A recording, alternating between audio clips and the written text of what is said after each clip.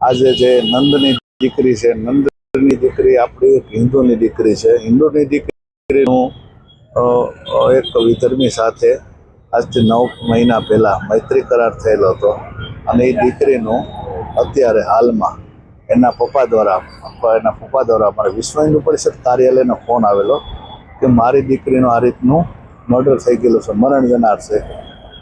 કે હવે મારી દીકરીનું પાણી ઢોળ થયું અને એ લોકોએ વિધર્મીઓ પેંડા વેચ્યા.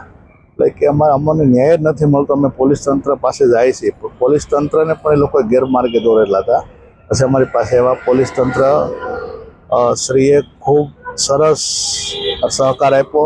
આપણા ગૃહમંત્રી શ્રી હર્ષભાઈ સંઘવી સાહેબની ત્યાંથી પણ આપણે ખૂબ સરસ સહકાર મળ્યો અને આજે આ દીકરીને જ્યાં એનો આત્મા હશે એનો આત્મા રાજી થયો છે. આજે એનો 3 દિવસની અંદર એનો ગુનો દાખલ થયેલ છે અને આજે જે કોઈ માણસ હતો એ આજે જેલ હવાલે દાખલ છે.